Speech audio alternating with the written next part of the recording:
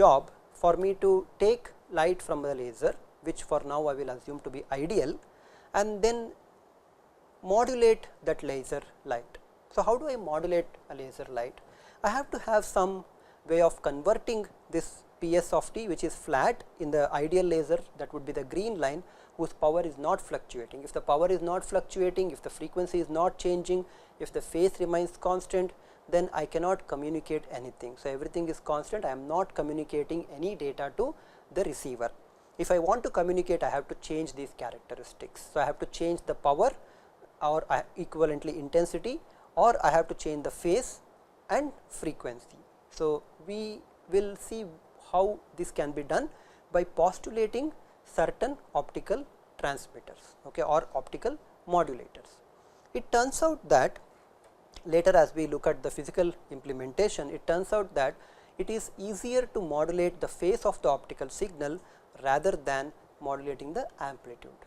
In fact, amplitude modulation can be obtained, high speed amplitude modulation can be obtained by actually converting that into, or by using the phase modulators in a way to change the amplitude. So, we will see that one. In order to look at that, we will first start with the basic element called a phase modulator. Okay.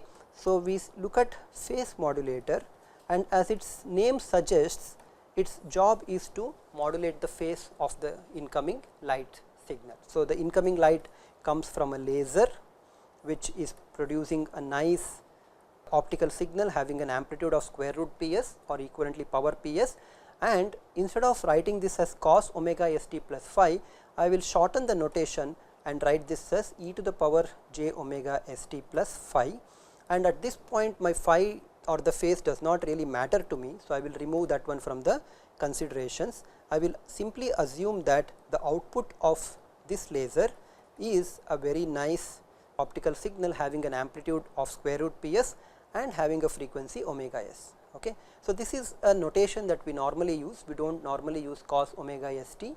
This is the shorter notation that we normally use. Okay.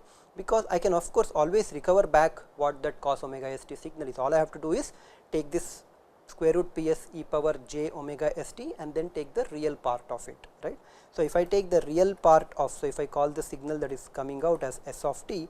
So, if I take the real part of s of t, I get square root Ps cos omega st. This is in fact the signal that actually laser produces, but for notational simplification and mathematical manipulation, we normally go to this exponential notation. Okay. Alright. So, this is the laser output. I am now going to put this one through a phase modulator. Okay. So, what should I get? Well, what I should get with the phase modulator is the phase of the optical signal. Oh sorry, I missed the phase. Actually, I thought the phase is unimportant, but the phase is important because I am actually looking at the phase modulator. I thought that I am looking at amplitude modulator. No, I am looking at the phase modulator. So, it is important. So, we go back and put this phase as a phi. Now, instead of having this phi to be a constant, if we somehow make the phase of the optical signal dependent upon what we are sending as the electrical signal. Is that okay? So, if I take the electrical signal and then somehow alter the phase of the optical signal coming from the laser, then I have obtained optical phase modulation. So, that is all that is there to the optical phase modulator. The input is this sinusoidal signal coming out from a laser, and the output of this would not change the amplitude because this is just changing the phase. It would also not change the frequency omega s, okay, but it would change the phase to phi of t, in the sense that this phi of t will be dependent with some constants kp if you want on the signal that you are putting to the phase modulator. So, this phase modulator takes in two inputs. One is the light input in the form of the laser light, and the other is the electrical signal in the form of a voltage, and that voltage signal, let us call this as m of t. M of t could represent an analog signal, it could represent this one, or it could represent the digital realization of pulsed realization of a digital signal. Okay. So, it could represent a sequence of pulses. In both cases, this m of t is the one which will actually change the phase of the optical signal. So, this is the time domain description of the phase modulator that is sufficient for us Now, we ask what is this light going into it. I have said that light can be modeled as a sinusoidal carrier, okay, but this S of t is actually the electrical field which I am assuming is polarized in only one direction, and this signal is propagating along z axis. Okay. For now, you can think of this electric field of the laser as a oscillator output. It is just an electrical analog to the oscillator, it is an optical analog of the electrical oscillator. You can think of that way, but in the modulation literature, this is typically called as the input electric field and this is called as the output electric field. Now, you might be wondering what this electric field is. Remember, light is an electromagnetic wave and you can represent this electromagnetic wave by specifying its electric field and or magnetic field. So, we have chosen to represent them with the electric field. For now, you do not, no harm is done if you simply think of this as some S of t and this one as some R of t or S hat of t, does not matter, whatever the name, whatever the symbol that you give to this one, this would just be the phase modulated version of whatever the input that is going in. Okay. Now, if you look at what is the output power will be equal to the input power. Why? Output power is Ps, the input power which is obtained by taking the electric field magnitude square, in some sort of a normalized sense, will be equal to Ps. Similarly, P out would be obtained by taking the magnitude of E out of t square, which will again give you Ps. So, this is a lossless optical phase modulator. For the case where m of t happens to be a cosine signal, but in the electrical domain, so let us say this is cos omega t plus some phi electrical signal. If this is the case and Kp is the phase modulation constant, what your phase modulator produces are 3 waves. In a approximation that Kp being very small, okay, it produces 3 waves. One is the carrier which would be fluctuating at omega s or which would be producing which would be varying at signal frequency omega s, and sidebands are omega s plus omega, this is called as the upper sideband, and omega s minus omega. Okay. The amplitude of these things will be dependent on what Kp that you are giving, but for Kp which is very small, you can think of the amplitude as being essentially unchanged at the carrier, and the amplitude of the side bands are down to Kp and Kp. Okay. So, the amplitudes of the carrier is essentially 1 because it has not changed much, and Kp would be the amplitude of the upper sideband as well as the lower sideband. The upper sideband will also have a phase phi e, while the lower sideband will have a phase of minus phi e relation to the signal phase which is at omega s. This is the simplest case of sinusoidal phase modulation, okay. Something that we do not really look at it for now, okay, for few more modules. Okay, we have looked at the output power, input power, the electric field output and the electric field input characterization of the phase modulator. So, for our purpose, the time domain characterization of the phase modulator is it takes in some electrical input signal, puts out an electric field output which will have only its phase changed compared to the input. If you were to plot output power versus input power, it would be just equal to 1, or output power by input power ratio, that would be equal to 1 for all time t. There is no change in the power of the phase modulator. It will preserve, a lossless phase modulator will preserve whatever the input power is there and just puts it out. Now, let us look at how can we obtain amplitude modulation by utilizing cleverly the phase modulator structures. Okay. This structure is called as a Mach-Zehnder interferometer, and it is based really on the idea of interferometer. What is an interferometer? Mach-Zehnder interferometer. What is the idea of an interferometer? Perhaps the simplest interferometers that you are familiar with is the so called Young's interferometer, right.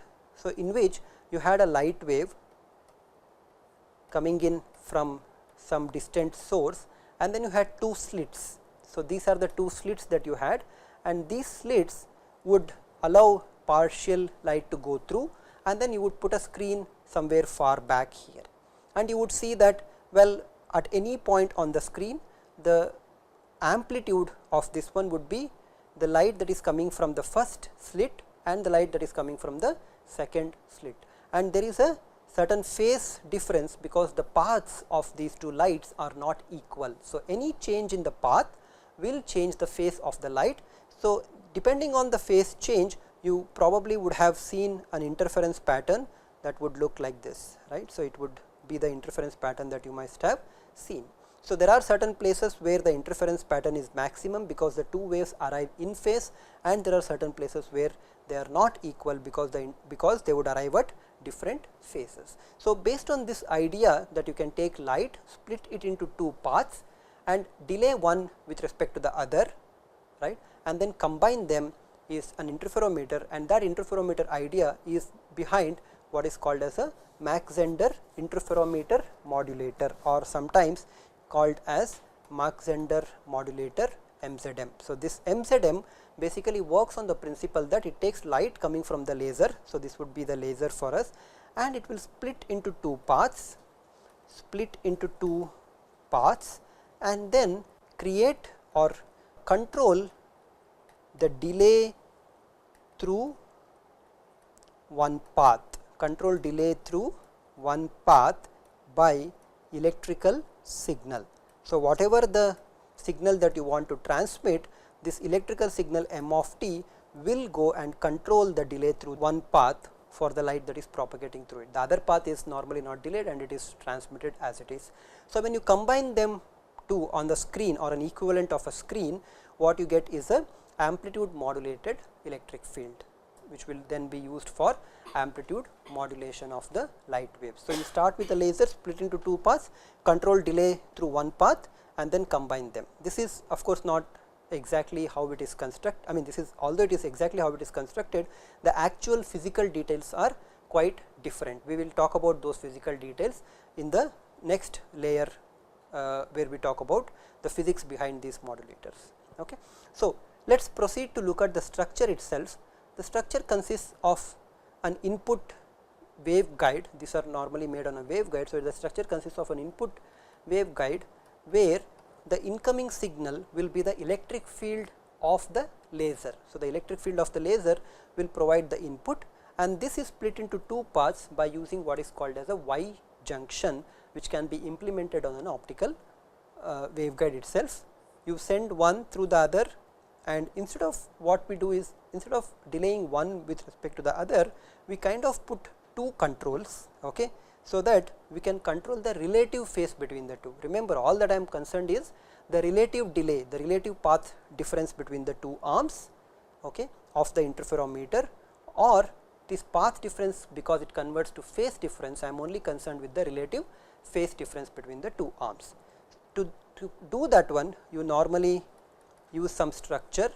You give one input called u1 of t, the other input u2 of t, and then combine them using one more coupler or a Y junction, and what you get is the electric field output E out of t.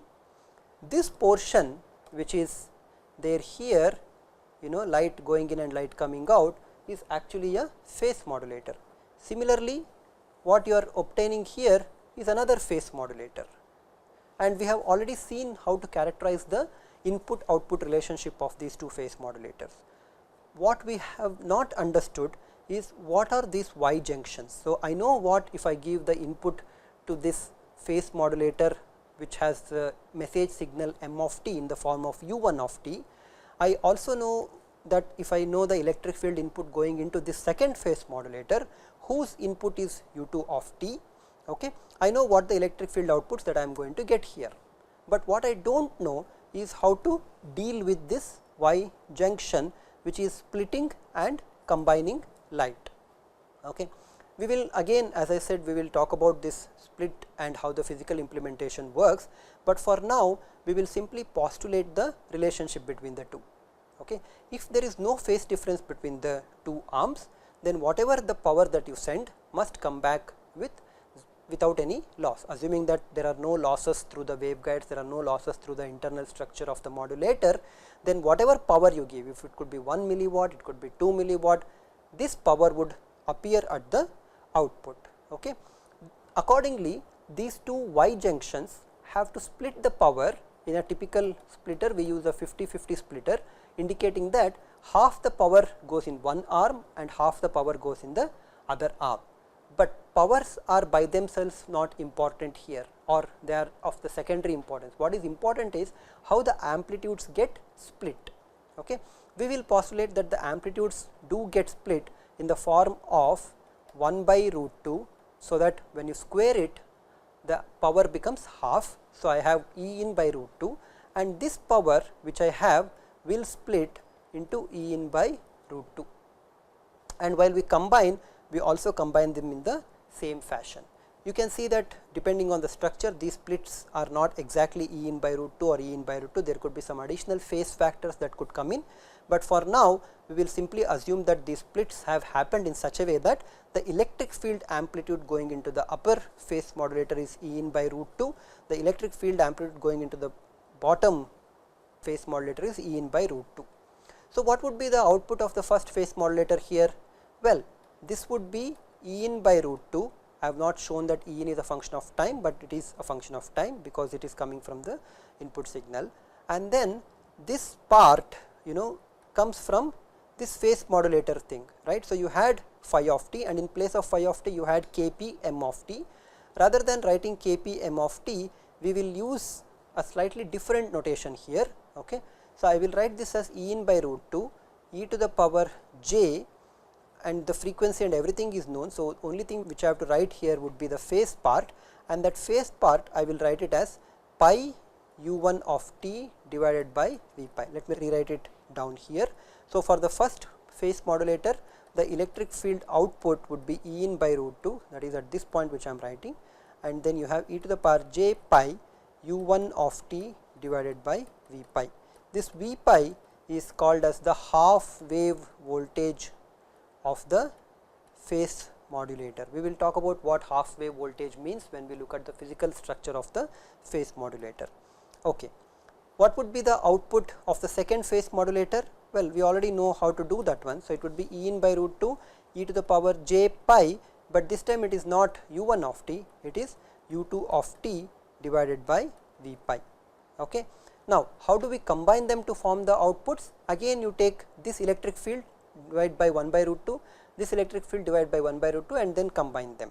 So, when you look at the electric field output E out of t, it would be the combination of this particular output, okay, which has been reduced by amplitude 1 by root 2, and this output which again has been reduced by an amplitude by 1 by root 2, and simply combine them.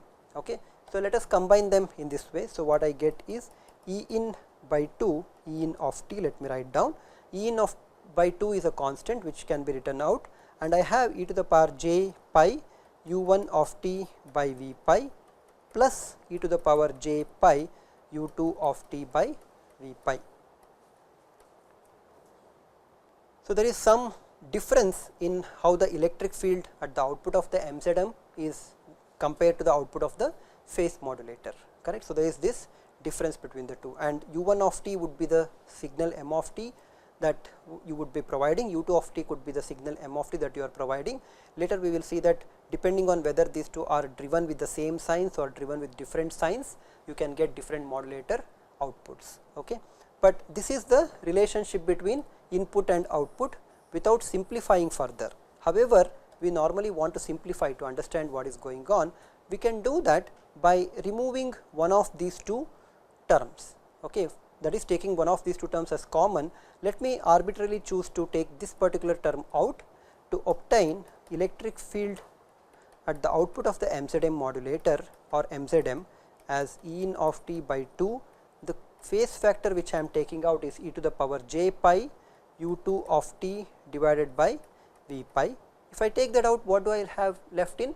Well, there would be 1 in place of this e power j pi u2 of t, but here I will have e power j pi u1 of t minus u2 of t divided by v pi.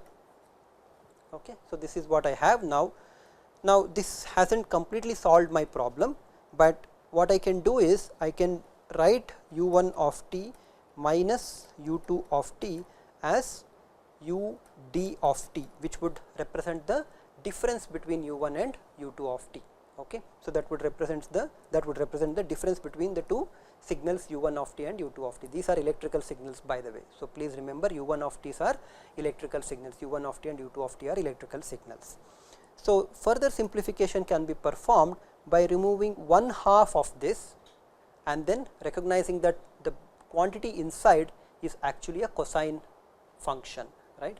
So, cos of x is e to the power j x plus e to the power minus j x divided by 2, sin x is e to the power j x minus e power minus j x divided by 2j. So, if you remember these two formulas from Euler's identities, that would be helpful here. So, I can think of this as this term inside this square bracket as some e to the power j x plus 1, and if I take e to the power j x by 2 as a common factor, I can write here as e power j x by 2 plus e power minus j x by 2. You can verify this by multiplying this e power j x by 2 inside. So, when you multiply, this will go and it becomes e power j x, and here it will become 1. And remember that x is nothing but pi by v pi into u d of t, right. So, by making these associations here, I can write the electric field output E out of t of the MZM modulator. Remember, we are talking about MZM modulator here. So, this would be equal to sum E in of t by 2 e to the power j pi u2 of t divided by, sorry, this is divided by v pi. So, this is divided by v pi. I have taken e to the power j pi u d of t divided by 2, sorry, again I, yeah, 2 v pi, and in brackets what I have is e to the power j pi u d by u d of t by 2 plus e to the power minus j pi u d of 2, which is actually nothing but cos of pi u d of t divided by 2 v pi. So, let me just write this here probably to show it correctly. So, this would be pi u d of t by 2 v pi. So, this would be the simplified electric field of the output, okay, after taking some terms which are constant. Now, if you look at what is the relationship between input and output, sorry, this would be, there is no 2 here. So, this 2 actually should be gone, because when I take this term here, I need a 2, because cos of x is, there is a 2 in the denominator. So, I have already a 2 here at e in by 2, I will push that 2 into the brackets. So, to form that term into cos pi u d of t by 2 v pi. Okay. If you look at this expression, there are these two terms which essentially imply that there is some global phase change that is happening. Okay. There is some global phase change which is completely not important for me. Okay. So, this global phase I can ignore as long as I am looking at only one MZM. I am not connecting the output of one MZM to another MZM. I can conveniently ignore this global phase factor. Okay. For an isolated MZM that I have, which I am giving the input and looking at the output, this global phase factor I can ignore. What I am now left is E out of t, which is the electric field output, as square root P s e power j omega s t, and then I have cos pi u d of t divided by 2 v pi. Is that okay? So, this would again be a signal whose central frequency is omega s, but whose amplitude is now a function of time. So, in the frequency domain, the output would not just be a sinusoid, I mean not would be a impulse function at omega s, but it will now be modulated, because u1 of t changes with time, u2 of t changes with time, the difference between the two signals also changes with time. Have we obtained amplitude modulation? Well, not quite yet, because in an amplitude modulation, as we normally understand, the output or the signal s of t after modulation would be written something like AC cos omega s t, which would be the electrical carrier, this would be the carrier signal, multiplied by the sum u of t, where u of t is the message signal, right. This is what is called as a double side band suppressed carrier, if you remember. So, I have not yet quite obtained here. So, just to make it consistent, let me write this as u d of t being the message signal. Okay. So, this is the message signal that I have, equivalent of the message signal, but I have not yet obtained this cos omega s t is not a problem, because I can convert this into e to the power j omega s t, but then I am still left out with this cos of pi u d of t by 2 v pi. To really obtain the modulator, what we need to do is we need to understand what is the relationship between E out and u d of t in a slightly more detailed manner. We do that by drawing a graph of electric field output as a function of u d of t, okay, as a function of u d of t. We will look at it as a function of u d of t. Okay.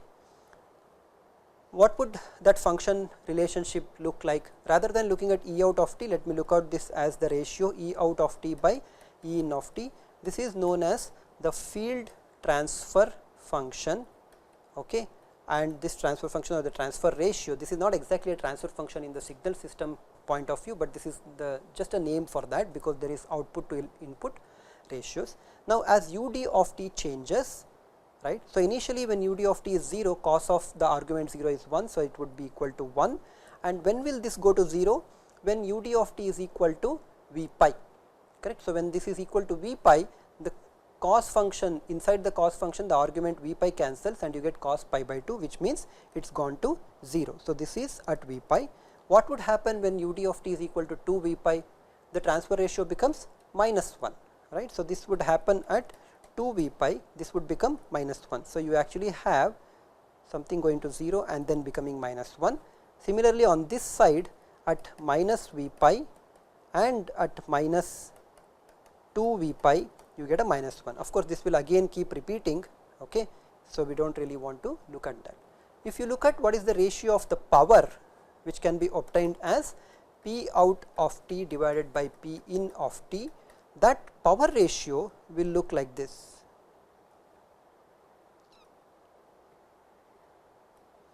Okay. Because amplitude could be minus, but the power would be plus. Now, in the next module we will see how to make an amplitude modulator. We will also see how to make an optical pulse shaper using this MZM that we have just described. Thank you.